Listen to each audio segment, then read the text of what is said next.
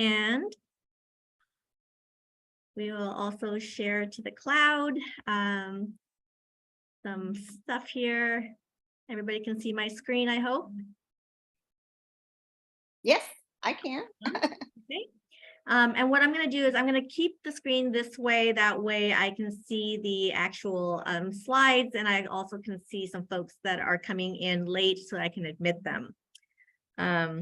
So here we are at Eileen Hobbs' virtual book launch party. I'm so excited to have this for the Under the Golden Rain Tree, and I am your host tonight. I'm Amy M. Lee. I'm also an author and a publisher, but this night obviously is not about me. It is about Eileen. And so thank you so much, friends and family, for joining us tonight. It's going to be a great event. We are obviously recording and we'll make it this available after the event. So let's go a little bit into the agenda. We are going to, of course, introduce our amazing author, and we're also going to introduce you to Carli Valentine, who is here tonight. She is the amazing illustrator who did all the work for this book. And then I'll tell you a little bit about myself. We'll talk about what the Under the Golden Rain Tree is about. We have some trivia questions throughout the event tonight. And here's the thing with the trivia. We have some prizes that go with the trivia. And all you have to do is yell out the answer. So the first person who yells it out and gets it correctly will win the prize. And we'll make sure that you'll get the prize after the event when we follow up with an email, and you can send us your address and we'll send that out. And of course, we have a couple of readings. We want to show you the book trailer. Fingers crossed that technology is on our side today and Wi-Fi is on our side as well. We'll definitely go into the author chat and talk a little bit about Eileen's process and some of the things that inspired her to write this book. And then we'll go into the Q&A. So be thinking about some of the questions that you may want to ask this amazing author. Okay. So let's go ahead and talk about Eileen. Eileen is the author of the award-winning Heath Cousins series. The Heath Cousins are based on the growing up years of her children and their cousins. Eileen's desire is to write books that have diverse characters and that take her readers to places they might not otherwise get to explore in their life. She grew up in Thailand, the daughter of missionaries, but today lives in Oklahoma with her husband and 2 dogs. When not writing, she teaches English composition to international students at a local university and enjoys traveling, she enjoys traveling, gardening, and spending time at the beach. And the books in the Heath Cousins series are Moonstone Cave, Kingsgate Bridge, Crystal Canyon, Ruby Lantern, and Silver Statue. Okay, we're going to go right into the first trivia question. So here we go. Get ready. And if you yell out the answer, I may not see you on the screen, just given the view. So go ahead and tell me who you are if you get the answer correct. Here we go. And make sure to unmute. Yes. So you don't miss your prize. If my family doesn't know the answer, then I'll be disappointed. Okay, so trivia number 1, and this is for a copy of Carli Valentine's later book. I think, Carli, you can correct me, that is your latest book, is that right? Yep, that's my most recent one. So. Okay, newest book. And later gator, I'm gonna really quick. Milo is a very smart, creative gator, but when it's time for cleaning, he always says he'll do it later. Can he come up with a plan to get the job done? Will he clean his big mess and go back to having fun? Later, said Gator, is the first book in the I Like Me and What I Can Be collection. This collection will help tackle everyday hurdles head on with confidence. This book will be helpful for all kids, but especially with those with ADHD or those who struggle with executive function. Full of fun and humor, helps kids see that cleaning up along the way will actually be time. It's just see us. Oh. All right, guys, here's the first question. Thai elephants are endangered. Approximately how many are left in Thailand right now? So if you get a range that is the closest, you win later, said Gator. 1,500 to 800. A little bit more. Anybody else? 3,000. More. 2,500. More. 3,000. Who said 3,000? Damien did. David did? Congratulations, honey. So you will have this recorded, so we'll remember who won. But Damien, you just won a copy of Later Said Gator. You won it. Good job. Woo, congrats. Congratulations. Yeah, good job. That is so awesome. Okay, we're going to move on to our next intro. Carli Valentine, our illustrator, who is here tonight. Carli is a best-selling children's book author and illustrator. She has authored books including Cutest Pumpkin in the Patch, Turkey Trot, Christmas is a Feeling, Big Plans for Tomorrow, Extra Special Heart, Bad Habit Rabbit, and The Fun Thieves, with many more in the works. She has also been passionate about writing and storytelling. From a young age, she learned of the magic that existed in books and has been entranced by it ever since. As a child, she consistently begged her parents for visits to the library so she could handpick from their vast collection of magical works. Her parents frequently caught her hiding under bed covers, sneaking a book she couldn't put down. Oh my goodness. Carli, if you're on here, if you Sounds could familiar. the next person coming in, that would be great. Yep, I've just been doing that, so I'll keep just admitting them. Thank you. So it must have been the warm, soft glow of the reading light that gave her away.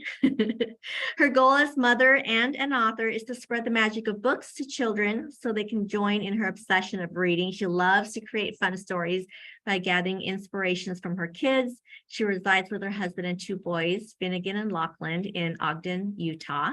When she's not working on her children's books, she likes to hang out with her family and volunteer at her son's elementary school and with various children's heart defect charities. And I will have to say that because Carli and I are both in the Heart Community Collection, we're very involved with the CHD, the Congenital Heart Defect community.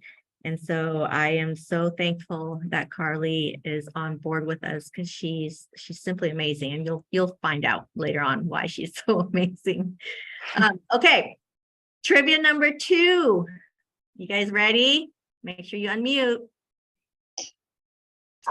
This is for another one of Carli's books. It's called The Fun Thieves. It is actually, I've read this. I love it so much. So The Fun Thieves explore the world of positive thinking and learn to look on the bright side. Let me go ahead and read the description for you. Disappointment looms when fun activities keep getting canceled due to the fun thievery by different elements in nature. But are these thieves really all bad? Children will learn to keep positive attitudes when dealing with frustrating situations and remember to look on the bright side. Relatable situations will help to teach kids to try to find the good in something that seems to be all bad. Learning while you enjoy. Can you find the dog on each page? Look and find pages can help build listening, memory, and vocabulary skills. This can also improve language and vocabulary for younger children as they begin to recognize and find objects in the pictures. So this is a great book to improve your child's mental health. And according to the CDC, depression and anxiety has been significantly increased more and more each year. 1 in 6 children ages 2 to 8 years old have a mental, behavioral, or developmental disorder. So tackling your child's ability to work through frustrating situations and hard times now at a younger age will drastically improve their mental health for the future. Again, I read this book and I absolutely love it. So hopefully maybe I'll win this one. Okay, unmute and here we go. Trivia number 2. How many white elephants does the current king of Thailand have? 3,000. How much, Annette? 2,000. 2,000? Okay, a lot lower. How many white elephants do you think is the king of Thailand? 199. A lot lower. Lower. 50. 500. Lower than 200. I'll tell you, it's lower than 50. 100. 10, 44. 10, Lower than 44. What did you say, Kate? 50. uh, 56. Lily said 10. It's higher than 10. 50. excuse me. You say? 15. But I believe I actually already said 10 already before. So I it's said 10 before. it's And then, between 10 and 36. 15. sorry. 19. 15, 19, 20, 12, 15. Close to 12. 40. Close. 11? 11. Who said I said 11? 15. I said 11 actually first. But Paige, did you say 11. 11? yeah, that's what I said. That's what I did. Yeah. Okay. All right. So Paige, you get the fun thieves and you won that one. Good job. Thanks. Congratulations. Yay. Yay. Carli will actually autograph these for you and send it to you. So Thank you. we will make sure that you Yeah, get of them. course. All right.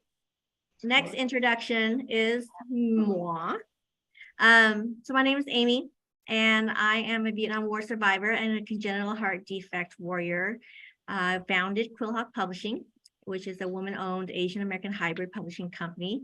And we help authors indie publish their work while amplifying diverse voices through storytelling.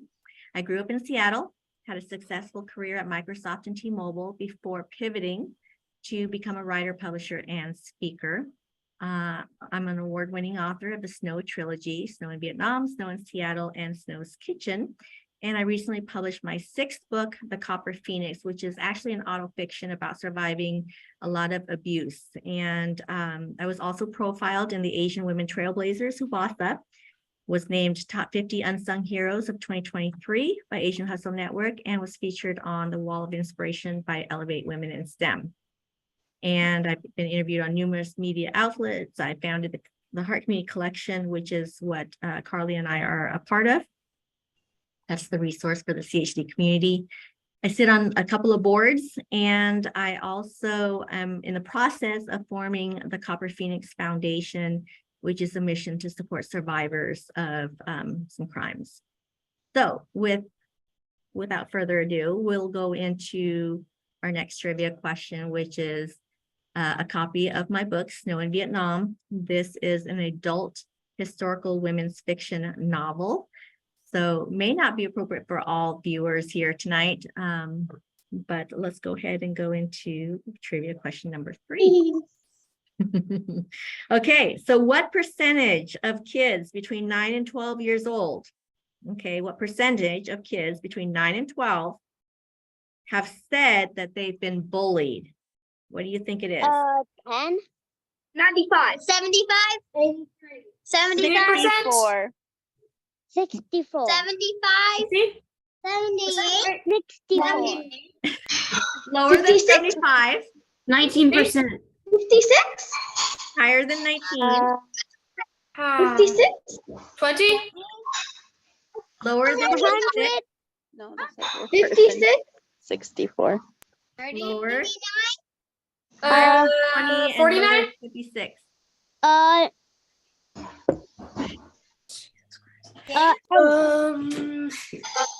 14. So close. 10%, right? 11. It's between 30 and 60. What do you think it is? 34%. 45%. 49. Close. 35%? What is that? 35? 56. Higher than 35, Ash. 45. higher than 45, 46. 59? 47. 52.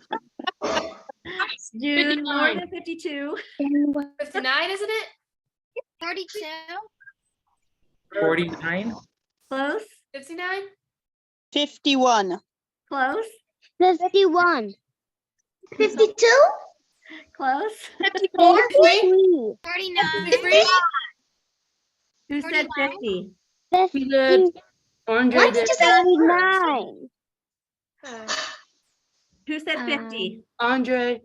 I actually Andre? Okay. 39. Andre, You just copied off. You copied off. Okay, so Andre gets the prize for 50%. Oh, I'm so happy because now I can read it. First, So actually, Um, to be was me?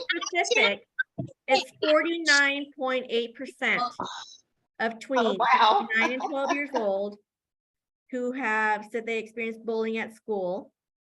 And that's quite a number, guys. That's almost half of our population in the tweens. So we gotta do better, right? And I know we can. And I think by reading this book, we'll be able to understand how we can do that together. All right, so for those of you who haven't read Under the Golden Rain Tree and don't know what it is about, let me tell you. Under the Golden Rain Tree is about a 10-year-old girl named Lily who lives in a serene village in Northern Thailand. However, her life is anything but peaceful. She has a disabled hand and can't help her family the way her sister can. Plus, she is bullied by some boys in the village. So one rainy afternoon, Lily is caught in a storm and seeks shelter in the forest. She wakes up to discover a sacred white elephant under the golden rain tree and names him Rambu. A special friendship blossoms between Lily and Rambu, and through their bond, Lily learns to let go of her insecurities, thus turning her adversities into strengths.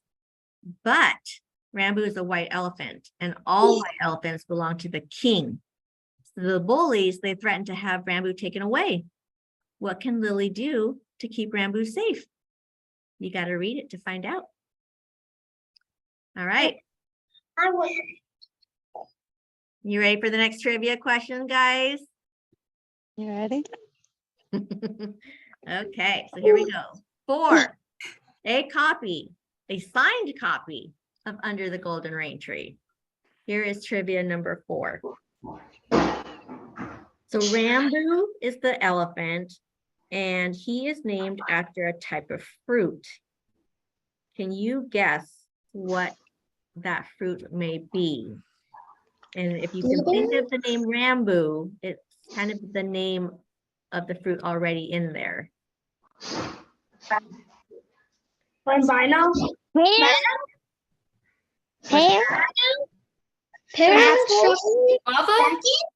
Guava? So think of Banana? a really exotic fruit, that you wouldn't necessarily find easily. Guava? Who said Dragon rambutan? Oh, Somebody dragon said it. fruit's interesting. Who did? Somebody said it. I don't know Who who. said rambutan? Ramu can? Remy can? Who said rambutan? You guys did? Who said it? Who got it? Charlie, I did you heard say some- it? No, I heard somebody say Yeah, it, but I don't know I who it is. said it. I said it. Well, I also said it too at the same time. We Okay, all Who have has said won? it. Who hasn't won? Okay, what's your name, darling? The one with the yellow raising your hand. Charlie. Charlie? Yes. Okay. I'm going to give that to you, honey. Rambutan is the name of the fruit. And somebody guessed lychee and dragon fruit, which is a really good guess. But rambutan is the answer. Okay. The trivia 4. Oh, and it looks like we have a few people joining us. All right. So we're going to see if we can pull this off and show you a little bit about what the book trailer looks like. So let me see if you can see this, okay? Can everybody see YouTube right now? No. No? No. No. No. All You're right. still presenting slides. All right. I see what I put for the book trailer right there. Oh, now we see it. Now you can see it. Okay, we'll do a new share and it's the trailer. Here we go.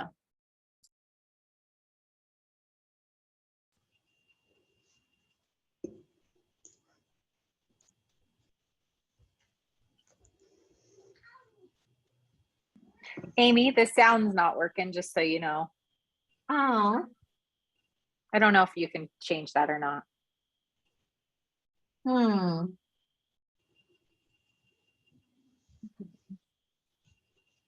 It's playing on my end, which is odd. Are you sharing with audio? Yeah.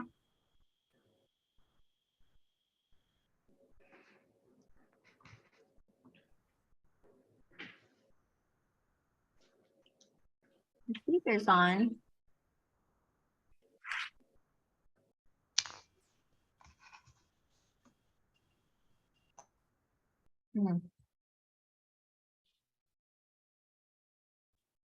Okay. Well, I'm so sorry. Well, that was a beautiful video that Carli. You know what? did I for wonder us. if I play it, if I play it on my end, just on my speaker, like from my phone, if people can hear it that way. Do you want to try sharing it, Carli, because you are also Yeah, let me see if I can do that. Hold on. Okay.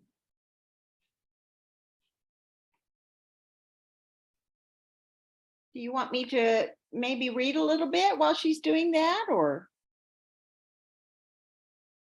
I think we should be okay. It Okay. shouldn't take too long for Carli to get it back or to get it up, I think.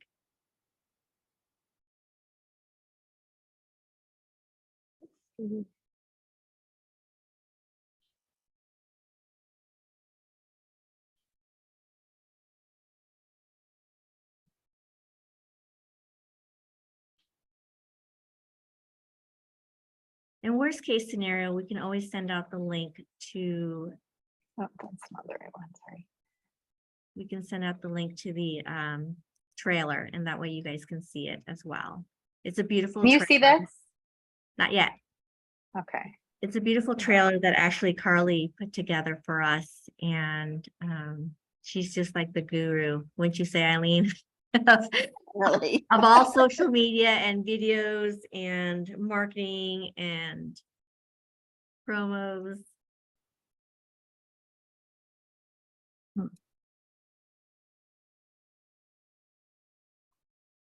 Sorry, I'm trying to get it to share.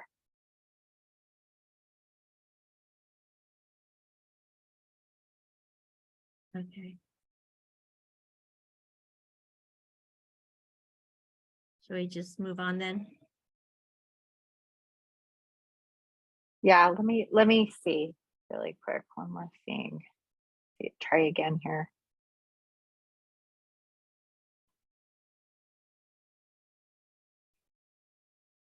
Okay, now let me try. Can you see it? Anything? Yes. Yeah. Okay, let's see if it will work. Ah, it's on TikTok.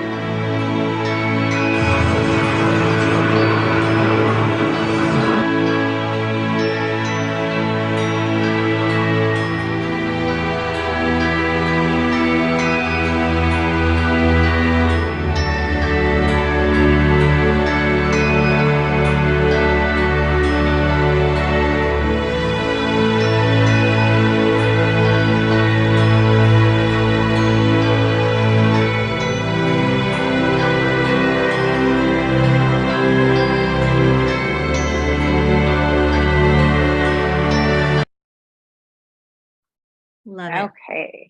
Did everybody hear that? I hope. Yes, we did. Thank you. Yeah, thank you. You're welcome. That was beautiful. We That will, was beautiful. It's gorgeous. yeah, she did a really amazing job. Absolutely. Okay. So we will go ahead and resume our program. Thank you for that. Okay. Eileen, my dear, are you ready to do a reading from chapter I 3? am ready. Yes, I Okay. am ready. Yeah. Yay. Take it And I away. just wanted to say thank you to everybody for joining tonight. I really appreciate it. So what I wanted to read was chapter 3 from the book, and it's when Lily meets Rambu. She gets lost in the forest after a big rainstorm, and that's when she meets him.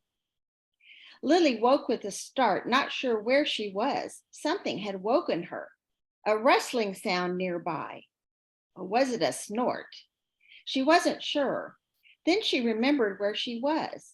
The sun was beginning to peek out. She breathed a sigh of relief. Surely she could find her way home. She sat up, examining the large cut on her foot. It had stopped bleeding, but she wasn't sure she could walk on it. She looked around for her bag and paints. They had been spread out on the ground next to her. And something else. The paintbrush was next to the paper, but the paper was no longer white. Beautiful blue and red colors streaked across it, and her banana was gone. How? What? She said aloud. There was no one around. Had a ghost painted the picture? Then she saw round footprints leading away from the painting. They did not look human, but she didn't know what type of mystical creature had come in the night and painted her a picture. She tried to stand up on her wounded foot. Ouch!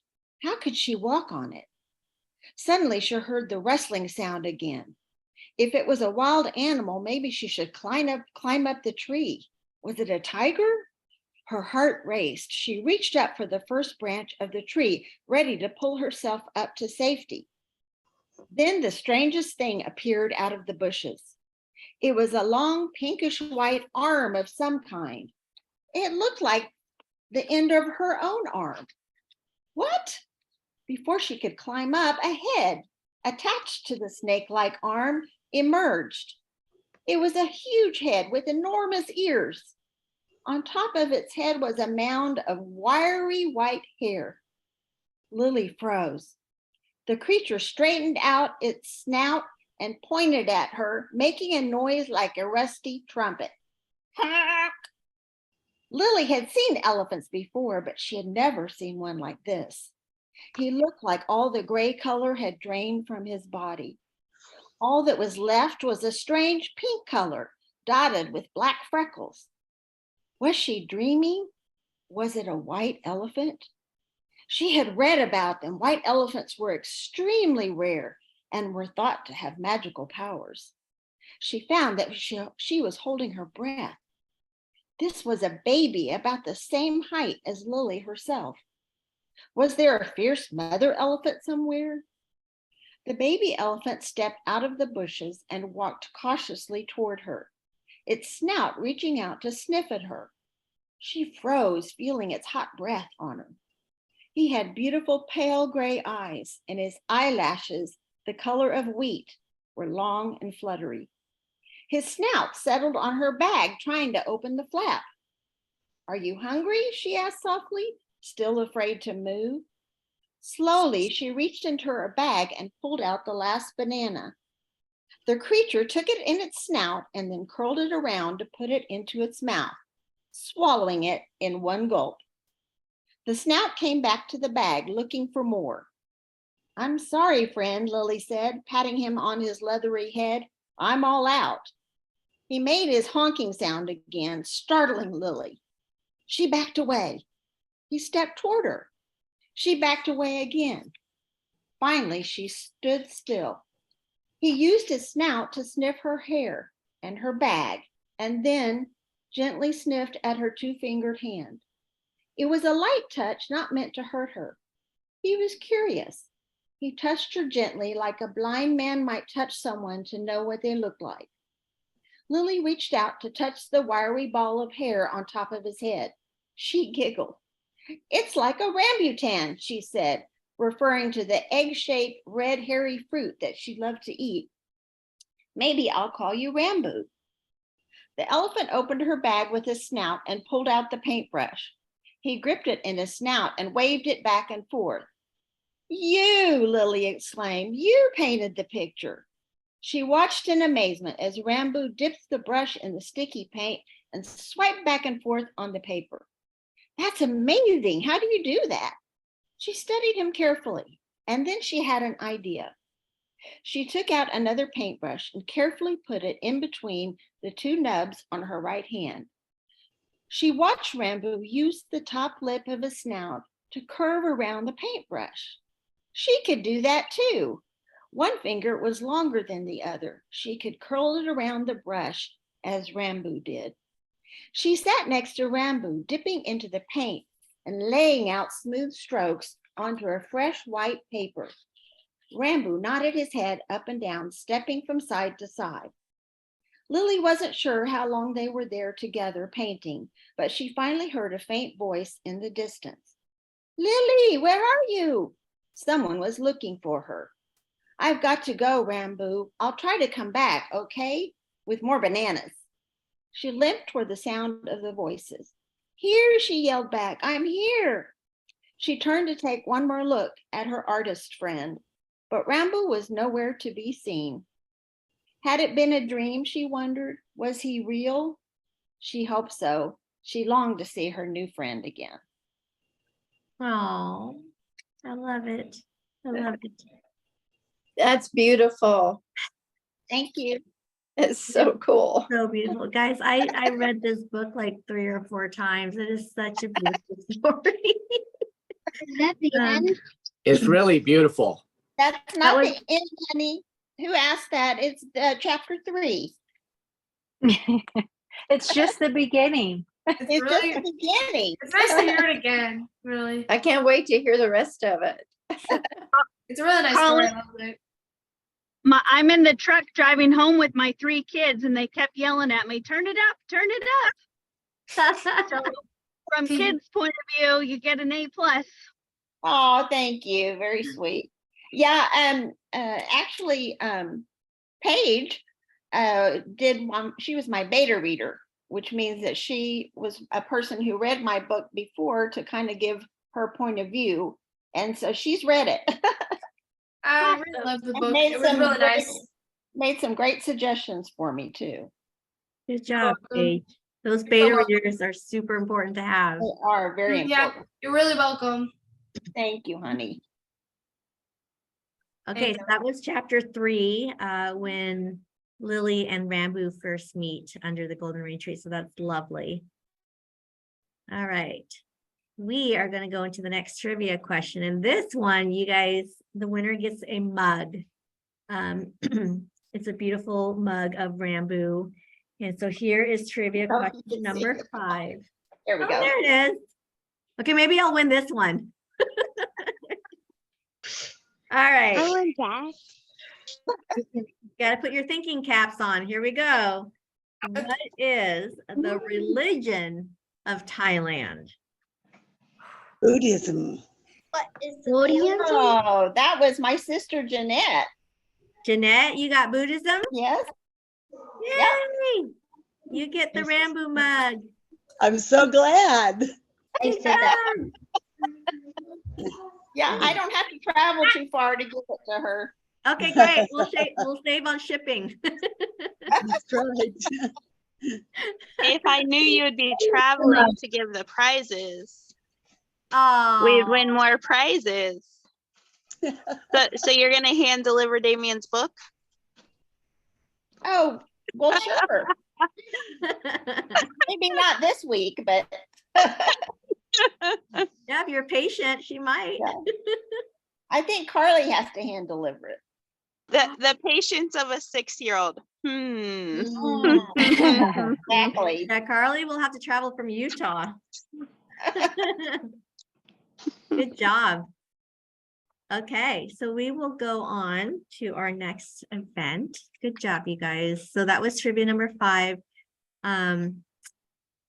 Eileen, I've got some questions for you, honey. Are you ready? I guess so.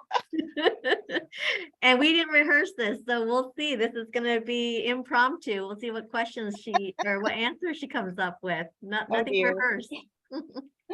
We'll start it easy. So tell us a little bit about what inspired you to write Under the Golden Rain Tree. Well, I grew up in Thailand and I spent my growing up years there. And I've always wanted to write a children's book that is based in Thailand. And I also love elephants. Oh, I don't know if you can see, but I'm wearing little elephant earrings from Thailand. oh, that's so Aw. sweet. How long So- did it take you to write this book?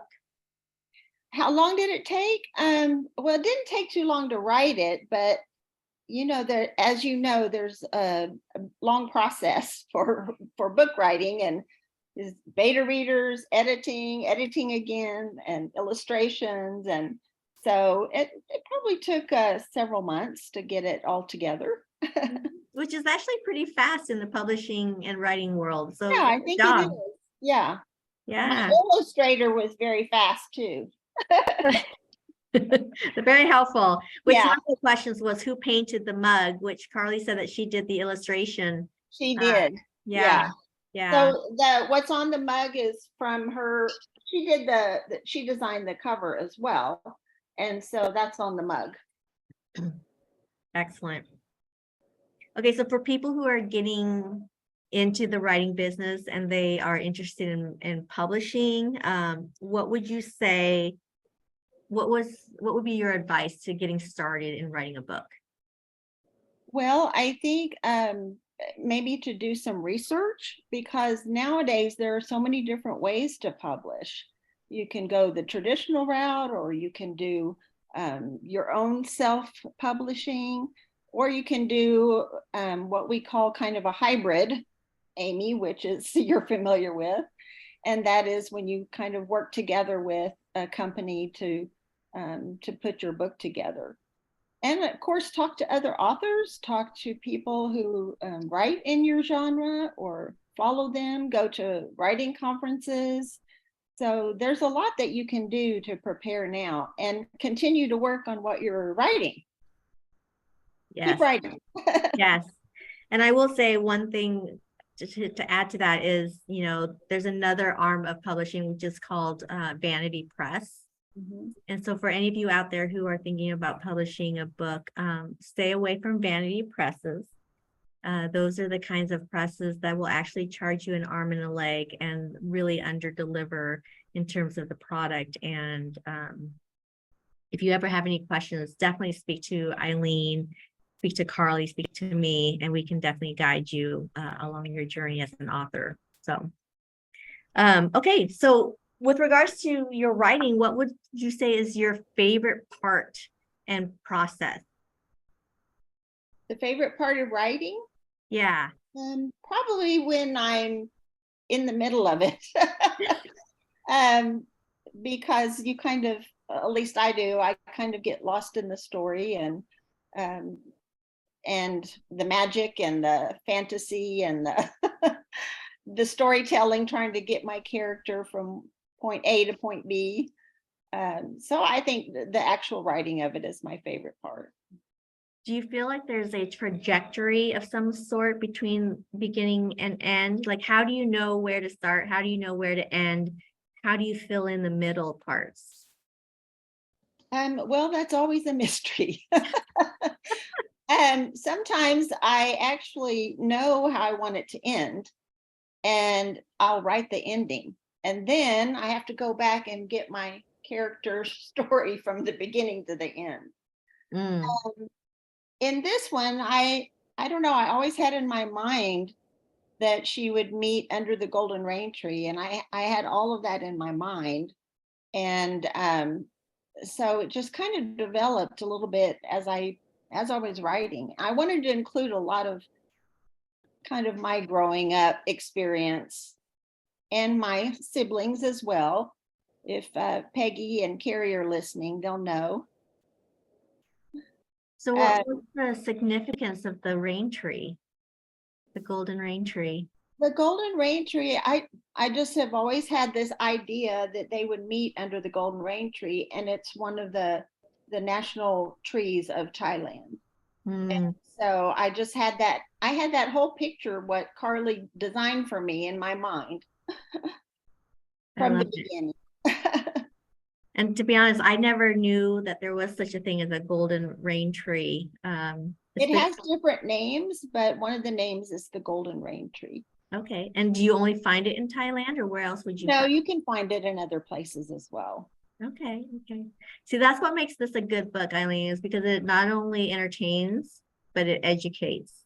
And I didn't know anything about, white elephants, or that white elephants belong to the kings. And, even your statistics about kids being bullied, 50% of 9 to 12-year-olds have said that they've been bullied. So that's another reason why I really enjoyed this book so much, is because it is educational and entertaining. So, and it has a very diverse character. Not only is Lily a 10-year-old Thai girl living in a village in Thailand, but she's also got a hand that's not normal like other hands, right? And so learning to have confidence is a huge thing, and relying on her surroundings and her friendship with Rambu. It's just a darling story. So thanks for writing that.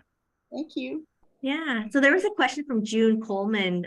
She asked, did you share your writing to the publisher before you had your illustrations? I think I was working with Carli on illustrations when I did share it with you, right? So I think it was I was working with Carli and with Amy on editing and looking through it kind of at the same time. Yeah, it was a little bit of a tandem process. And I think you shared it with Carli first, and then Carli got really excited. She was doing the illustrations, and so I thought she needed to read it. Yeah, and then she reached out to me and messaged me. She's like, "Oh my gosh, have you read Eileen's book yet? It is so cute." And I was like, "No, but I will." And then I ended up reading like 3 or 4 times. So yeah, it was awesome. I loved it. And I think it made it easier because we knew each other, Amy and I. And so we were able to kind of work, like that worked really well. I'm sure it would be different if Eileen had hired somebody outside of Quill Hawk Publishing that didn't know Amy. It would make it trickier. And I think chapter books too are easier to kind of illustrate while they're being edited than it would be for like a picture book, because the chapter book illustrations kind of convey a main idea. You have to pick which ideas you want to convey. And so unless the story changed very dramatically, I think doing the illustrations before getting too far into editing probably most likely would end up working. that's interesting. So I'm curious to know, did Eileen kind of tell you what she wanted in the illustrations and how many illustrations she wanted, or was it more like you kind of suggesting? Yeah, so Eileen, she was great to work with because she kind of had an idea of what she wanted, and then I would kind of draw something up, send it to her, get her feedback, and then just make changes so that everything was how she viewed it in her head. And she was good to work with for, like, since I haven't done other illustrations for many authors yet, it was nice to have that direction to kind of guide me on what she was thinking. So that's kind of how that worked. Yeah, it's easier to do your own books and illustrations because you already have it mapped out in your head and you know what it looks like. I wish I could do my own illustrations, but I don't have that gift.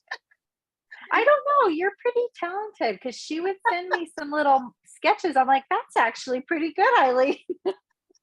Well, I agree. I think Eileen's a go-getter. She totally could do whatever she wants to do. She could totally illustrate.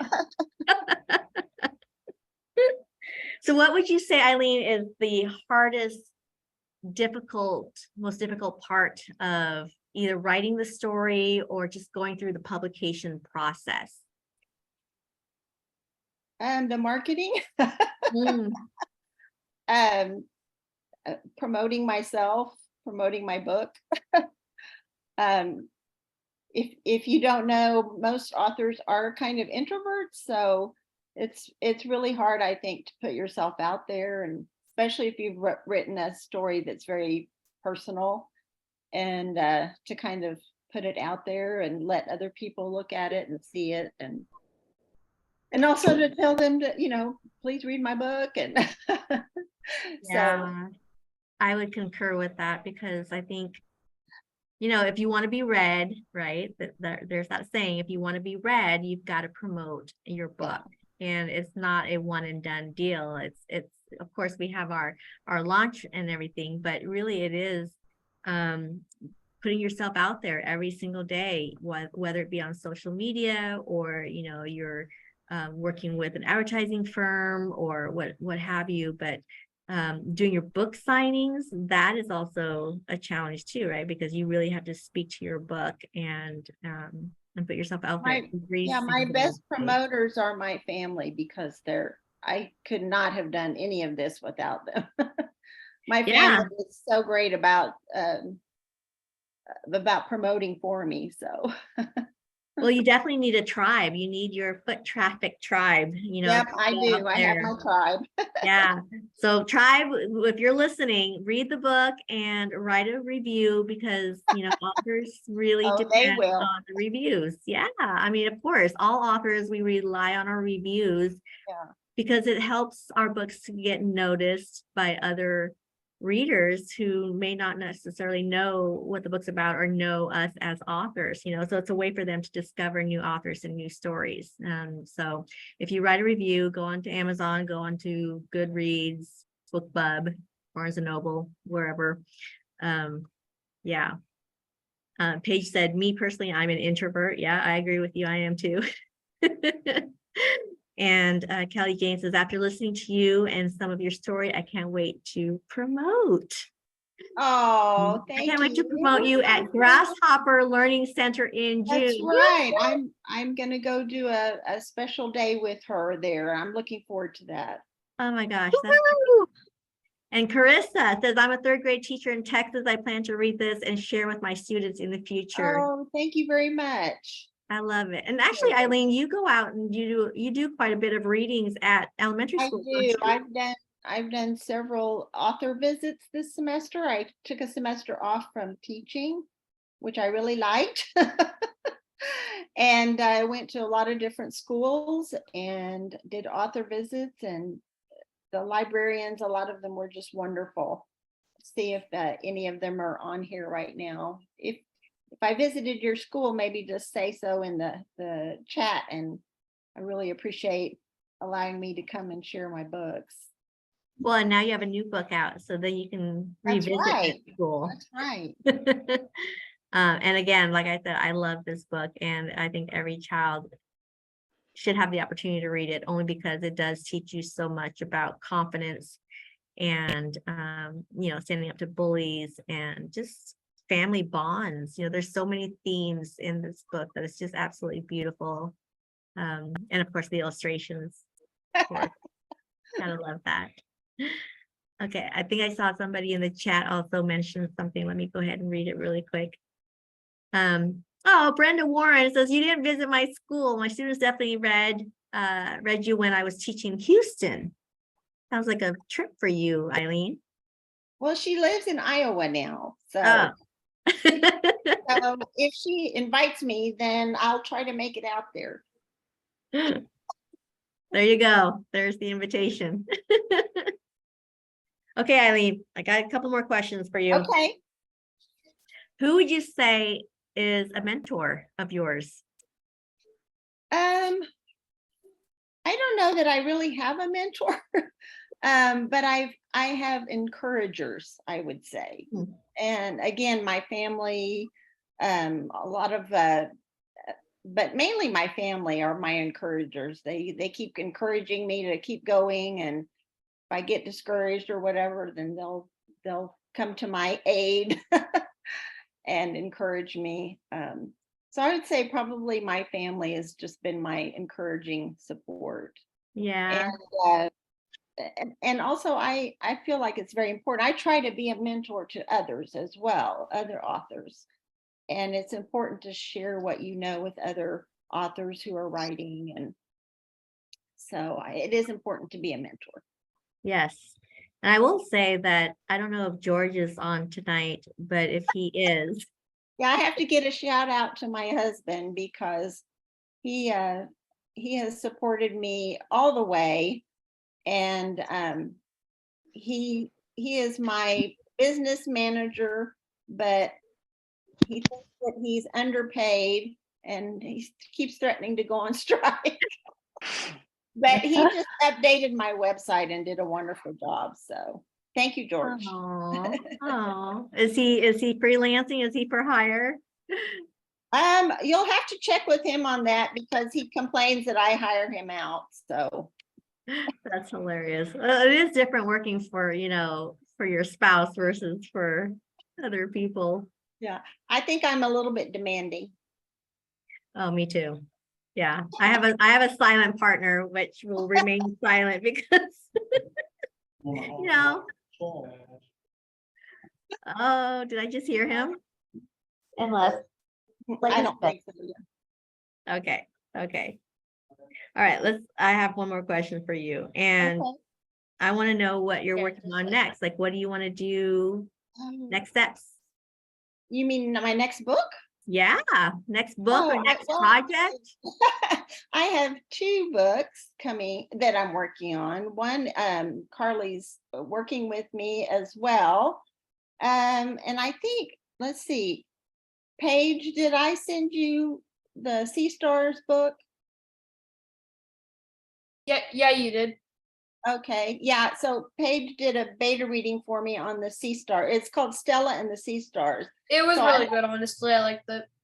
Thank you, honey. Well, it's I've always wanted to write a book about the ocean because I love the ocean and I love spending time there. And so it's about a girl who's her parents are going through a divorce. So she's sent away to an island in Florida to be with her grandmother, and she doesn't want to go. She doesn't want to leave New York. And but when she does go there, she has lots of adventures and finds out a lot about her own heritage and own background. So I'm working on that one. Very interesting. Well, hurry up because I want to read it. It's good. You'll like it, Amy. I've read most of it. I had to kind of stop and get something done, but I love it so far too. Totally recommend. Oh, thank you, honey. I'm not surprised, Carl. No. I mean, And then I have another one in the kind of the back of my mind is well, I've started it, but it's about a little boy who has reading troubles and doesn't like to read, but his mother works in a bookstore. And he goes up into the attic of the bookstore and he finds a little girl who's kind of a ghost, but she's lost. She came out of a book and she doesn't know which book she came out of. So they have to go to different books to try to find out where she belongs. So he learns that reading can be an adventure. wow, that's interesting, Eileen. I would totally read that book. A little bit of fantasy in there, magical. So where do you come up with your ideas for these stories? Lots of different places, mainly from the kids, my kids I visit, and kids that like my great nieces and nephews, like Charlie and Ellie.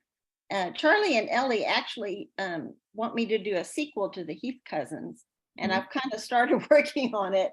And they told me exactly what they wanted in that story. And so you're going to be a busy author. Yeah, a lot of times I get ideas from them, and they're just from kids that I go visit. Listening to them talk, and they give me ideas all the time. Like one of them said, oh, you need to write about a wormhole and falling into a wormhole and all this. And I said, well, maybe you should write that one. I love it. Or maybe you'll have a co-author. Who knows? Yeah, who knows? Yeah. There's a comment from Minda Gomez, which is a nod back to our reference or conversation about George and being your your co-pilot, but she said that my husband's a graphic designer and video editor, and he prefers not to work with me either. So, or works for me. Yeah, my husband is being quite silent right now, so I think he's with his dad. Mhm. So Yeah. if I'm saying anything that he doesn't want to hear, he'll speak up, I'm sure. Or after the fact when he watches. Yeah, after he gets done. Super. Okay, let's go on to another trivia question. How about that? That would be great. All right. Have two more. Yeah, I know. So unmute if you're muted. We'll go to trivia number 6. And this is an opportunity to get another mug.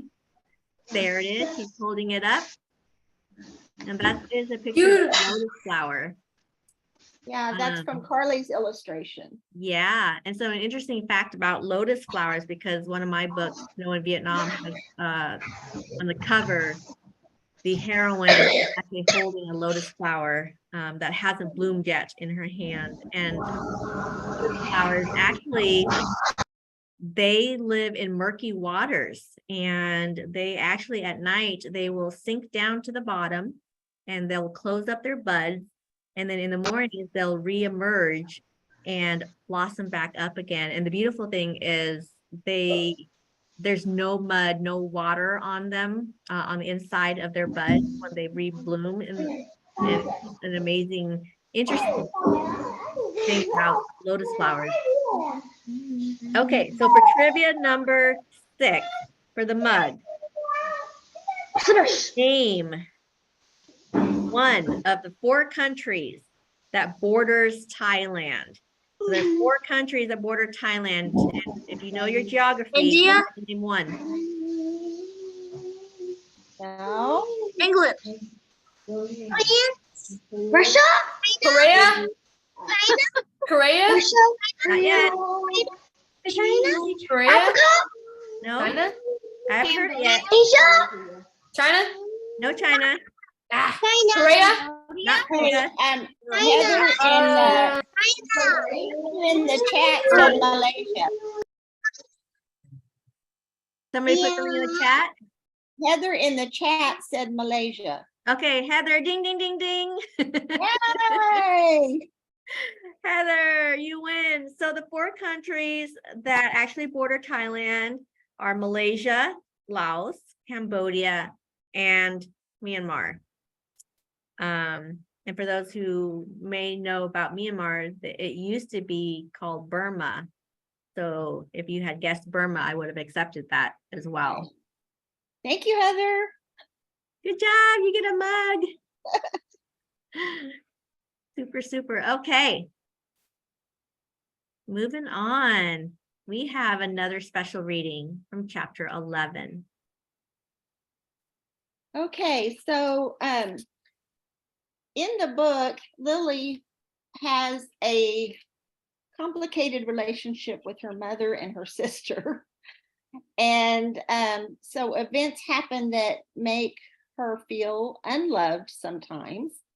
And this is a scene where she is walking in the rice fields with her dad. And her dad kind of explains to her, you know, maybe why it's difficult with her mother. And so she gains a better understanding.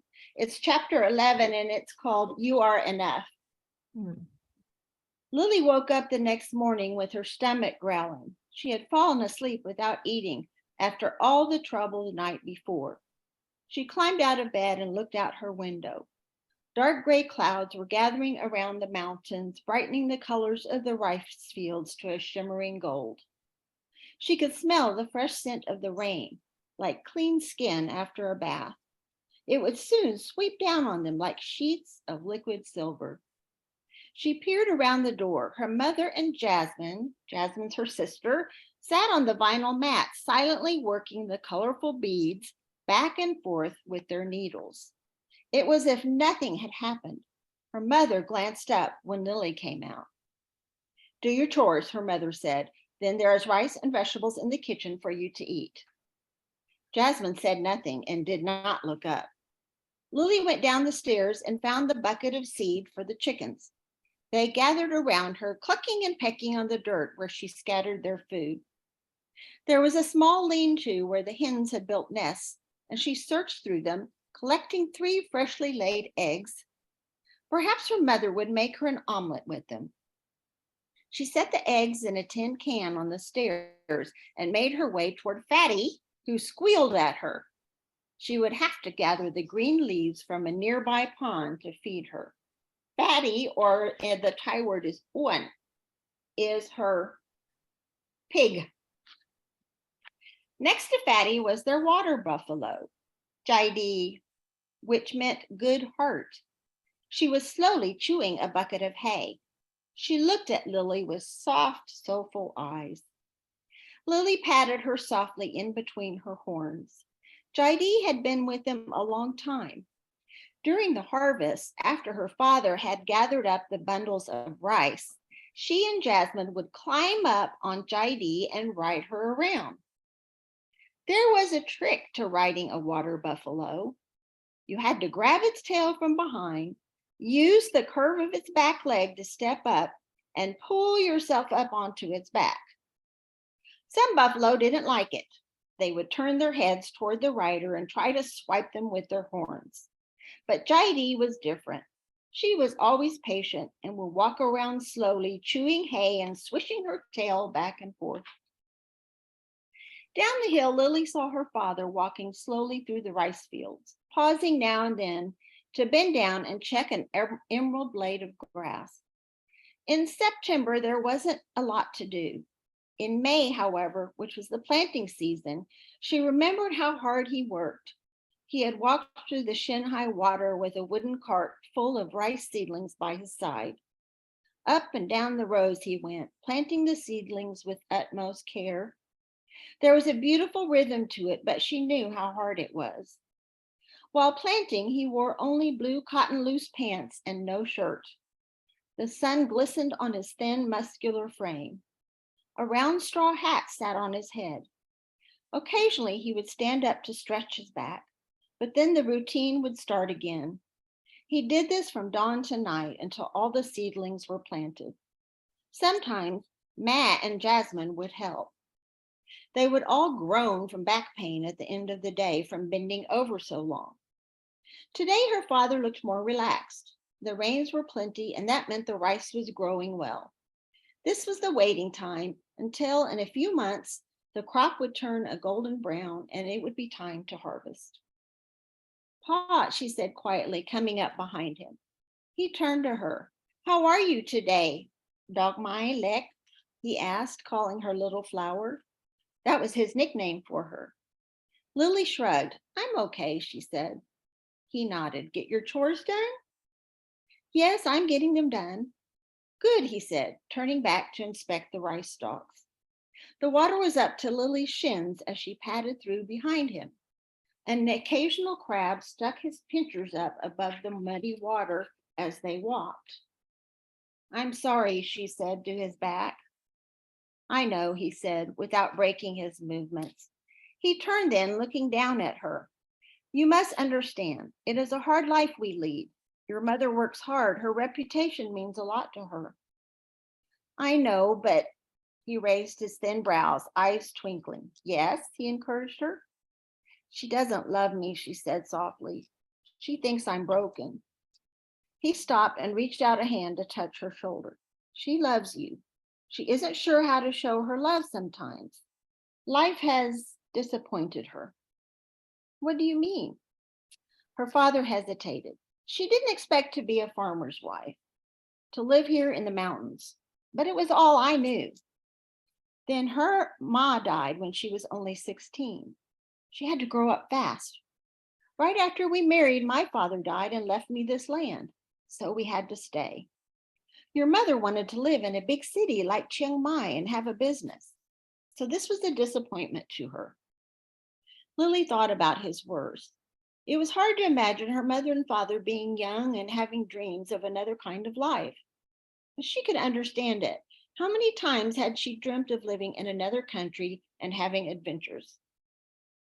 You don't seem disappointed, she said. He motioned around him. I am content. I look around here at all the beauty, at you, at my family, and it is enough for me. You, he said, are enough. She hugged his waist then, and they stood like that for a minute. How different he and her mother were. She knew they had different beliefs. Ma was a devout Buddhist and gave incense and food to the Buddha in the Wat or temple to keep the dark spirits away.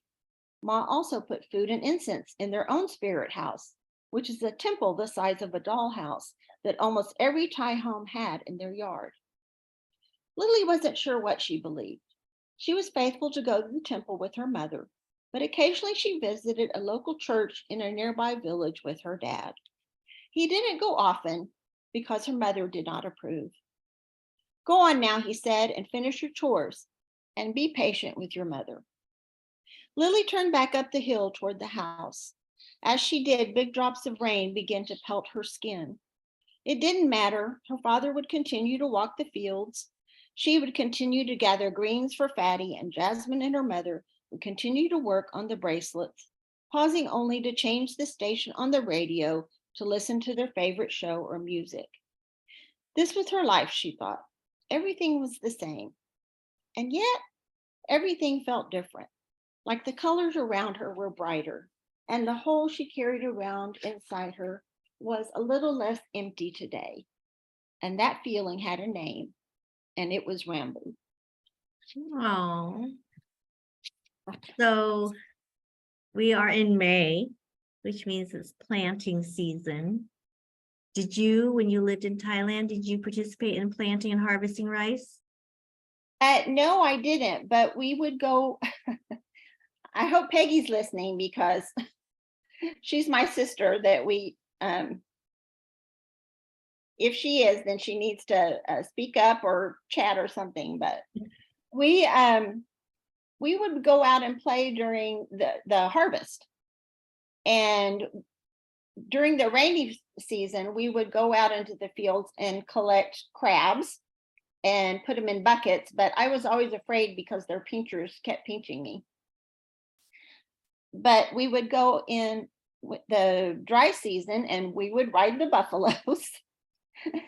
And yes, Jan said water chestnuts. I'm getting ready to tell about that. We would dig up water chestnuts. And it was kind of like a treasure hunt because you had to look for a particular green stalk sticking up out of the ground. And then we dig them up and we would have fresh water chestnuts. And sometimes we would eat them with dirt on them. Did you ever roast the chestnuts or mostly just? Nope, we just ate them. So what was riding a water buffalo like? What was the first Oh, it experience was really like? fun. You had to do it kind of like I said. You had to grab their tail and put your leg on the back and then come up from the back from behind. At least that's how we did it. So it was really fun.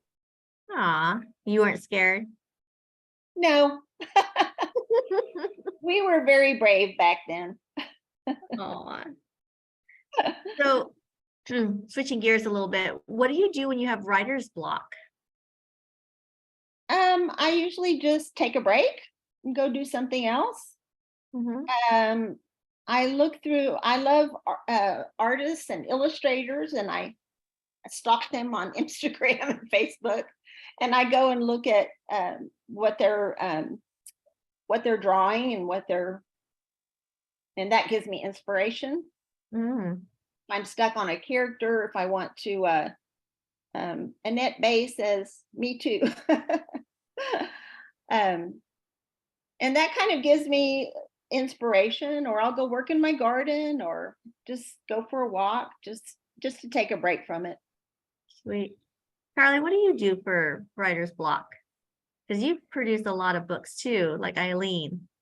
And I don't know how you guys, I mean, I write adult fiction. And so for me, it takes, at least 2 years to produce a book. And I have writer's block all the time, but I'm just curious how you children's book do it. The authors do it. Well, I have so many going at once usually that I'll kind of just take a break from whatever I'm working on if I feel like I'm stuck or it's not working, and then work on something else that I feel like is kind of calling to me or seems like more exciting or more fitting for like the time or the mood or whatever that I'm in. But I think sometimes you just got to step away. And even, I mean, even illustrating, when you illustrate, sometimes you illustrate something and you're up late, or at least this is how it is for me. I'll be up late drawing something and I'll think it's beautiful. And then I'll look at it the next day and I'm like, I don't like it so much. So sometimes you have to like just have a break and, you know, step away and kind of just give yourself some relaxation to kind of refresh. It kind of reminds me, if you've ever been to like a department store that sells perfume, they bring like around coffee grounds to change your, basically like your, I don't even know what you'd call it, but to reset your nose, you can smell the coffee grounds so that you know what you like and what you don't. And it kind of reminds me of that. Like sometimes you need to like take a little breather and stop, and then you can come back to it and see what you like or what you don't like and be able to move forward after that. So That's great. Yeah, definitely resetting is key. You got to take that breath. And Paige shared with us that before writing, at the end of the day, she usually visualizes what's going on, what's going to happen. And then she writes. And I agree, visualizing is super, I don't know, it's magical because you can see like a movie, a reel in your mind, like what needs to happen, how the characters are going to behave, you know, how they're going to speak, what they're going to wear, how they're going to interact with other characters and all that kind of stuff. So yeah, I would agree with that. It's just more of a hobby I do, really. Do you? Well, that's I good. just work for a hobby, really. You never know, Sometimes- Paige. You Yeah. can turn into the next author. I hope to become an author someday too, Good. You and can an do it now. anthropologist as well. Yeah, you can do Study that. history for the rest of my life, really, because that's what I want to do for the rest of my life. Yay. Paige, may I ask how old you are, honey? About 13. I just turned 13 a few months ago, like on March 16th. I'm wonderful.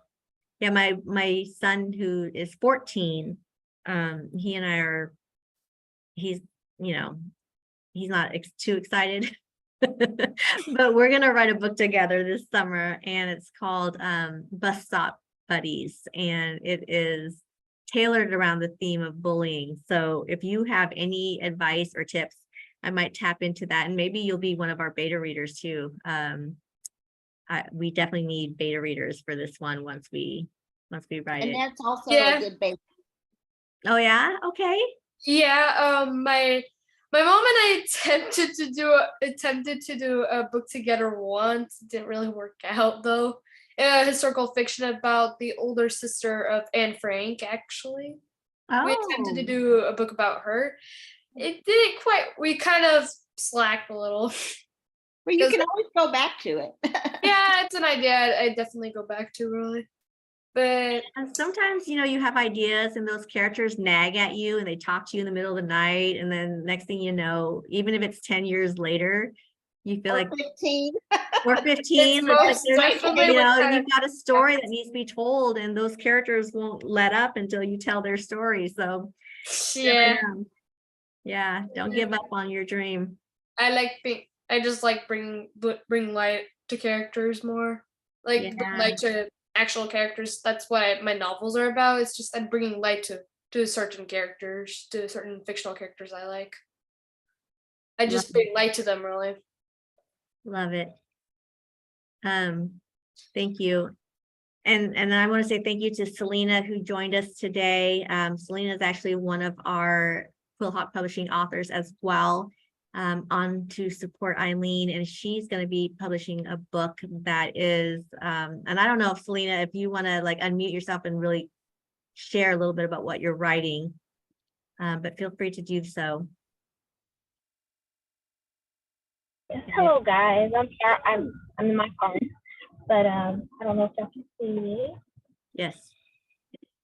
Okay, perfect. So I am writing a science fiction novel. It's basically about, humans be in frequencies. They travel through the electric lines into our realm here on Earth and want to terrorize and just basically mess everything up for humans in general. So what will the main characters do to protect Earth? Is basically what it's about. But when I finish it, it's gonna be a lot better than what I explained here.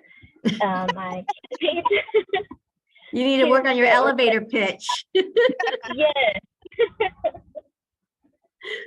Yeah, well, we're very excited for you, Selena. I don't read science fiction, but I look forward to reading this particular science fiction because it's part of the irresistible tales, and it's about scary stuff. Yeah, I'm all about the scary. Thank you for joining. Thank you. I really enjoyed everything. My dad's here as well. Hi, Dad. Hi, Dad. Yeah. Thank you. Sorry, guys. We're actually at our next location, so we're a bit flustered out. But Thank you for joining. thank y'all. Y'all have a good evening. This was a great book launch, and I can't wait to have my book launch as well. Oh yeah, we'll definitely do that. Okay, so are you guys ready for the last trivia question, which is number 7? By the way, And it's a Sandra says, beautiful white elephant ornament. yeah. I hope nobody gets it so I can keep it, but it's here. Oh, I'm definitely winning this one now. Am I eligible? Well, Sandra says, thank you, everyone. She's excited to read the book, and she's planning on using it when she teaches summer school this summer, along with the Heath Cousins That's so series. nice. So yay. Thanks, Sandra. All right. For trivia question number 7 for the white elephant ornament, here it is. What was Thailand called before it was called Thailand? I know. It's called Siam. Are you sure? You already got the prize. I read it because I read a book about Siamese cats, and they came from Thailand, and they said Thailand was originally called Siam. Aww. After a king, really. Good job. Okay. There you have it. I love the excitement of knowing our geography. I know. Well, very good. Darn it, I didn't win the elephant. I think we have a chat, something in the chat. Oh, it's just pages. Hee. All right, guys, we are wrapping up already. That went by so fast. Can you believe it? And we have our final Q&A. And so if you have any questions, here is your opportunity to ask Miss Eileen Hobbs any questions that you may have about the book, about the writing process, just anything you want. I think Lily Lily has her hand up. Go for it, Lily. How did you come up with the name Lily? Well, I have a great niece named Lily, and I've always liked that name. And I think it kind of reminded me of a lily pad, like a lily, like a Thai lily. And so I just thought the name Lily and Rambu went together nicely. It's a great question. Annette?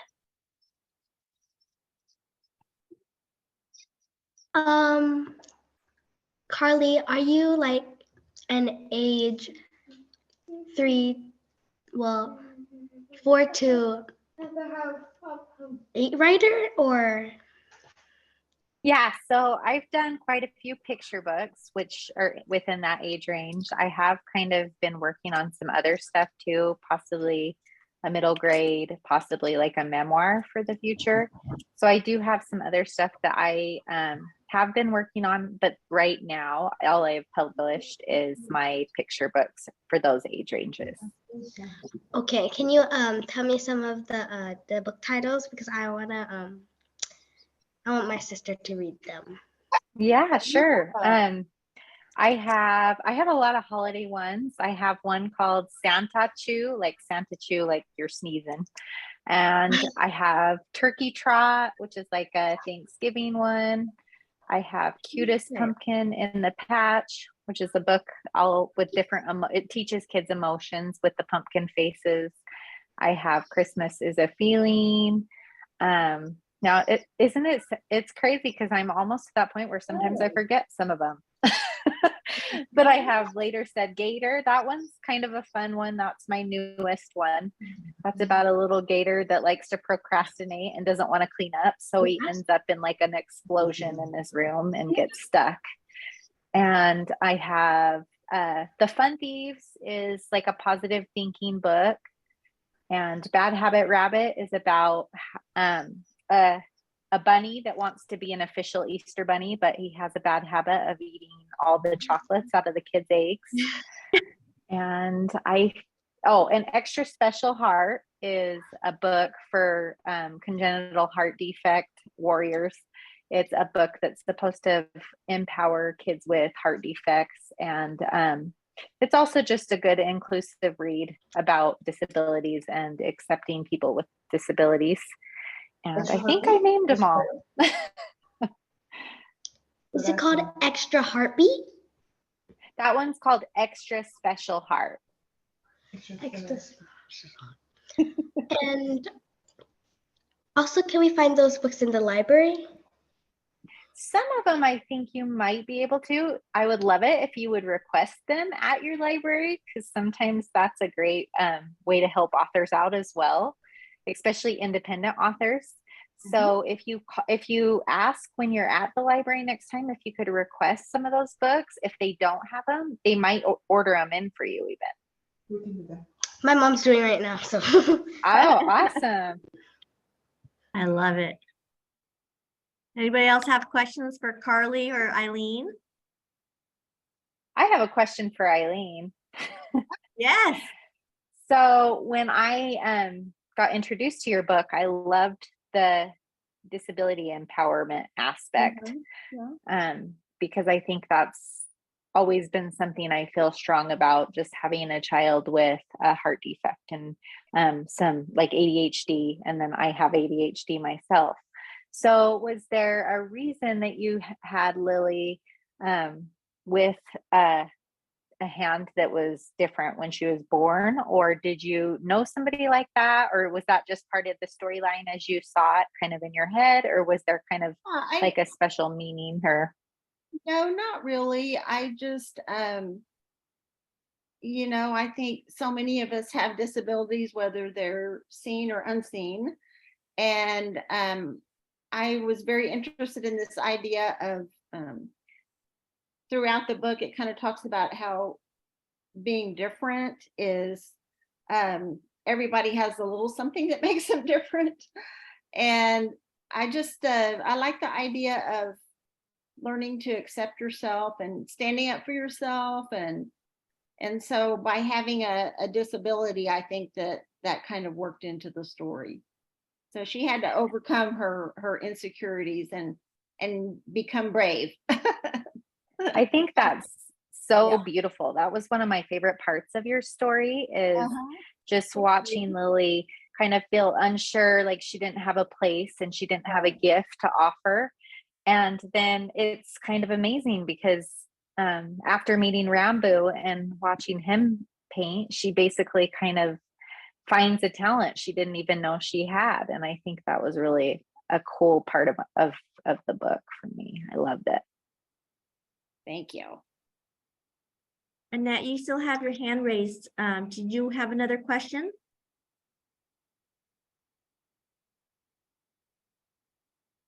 For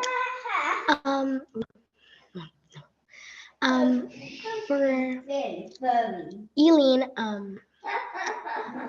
what did you want to do before you became a writer? Well, I've always wanted to be a writer. I just, even your age and younger, I was writing stories. But I have been working and teaching at the university, and I've been working at the university for many years. And so I've just kind of been writing along with that. So had to make a living. That's so cool. Thank you. Anybody else have questions? Eileen, where can we find your books? Where can we find you? If we want Well, probably the best is to go to my lovely website that my husband did for me. And it's www.eileenhobbs.com. Eileen Hobbs author.com. Hang on just a second. Then I'm on Facebook and Instagram are the two ways. And you can email me or go to the website and, send me a message. So there's lots of ways. And yeah, Carli, we just need to Google you. yeah. I love it. So for those of you who joined tonight, we recorded this meeting tonight, and we will make sure that we will send out a link once it's been uploaded. Give us a couple of days and we'll send out a link to everyone who registered. And for those who did register but who couldn't make it tonight, they'll still also be able to watch the recorded video and be able to share it as well. So with that, I think we're calling it a wrap. I want to thank you again. Eileen, do you want to have any final words, or Carli, anything? Yeah, I just wanted to say thank you so much for joining in, and really appreciate it so much. Thank you for your support and for listening and participating, and really appreciate it. Thank you. Thank you. And Carli put in the chat, it's the website is eileenhobbsauthor.com. Thank you, Carli. I just Googled you. Can you go ahead and put your yours as well there, okay? I'm on it. Okay. Yes, thanks everybody for coming. It takes a team, Yes, so carlivalentine.com. Keep an eye out on hers because she's pushing out a lot of books as well. And you'll have some summer reading to do. All right. Well, good night, everyone. Have a great night. Thank you so much. Thank you. Good night. Thank you. Bye. Bye. Bye.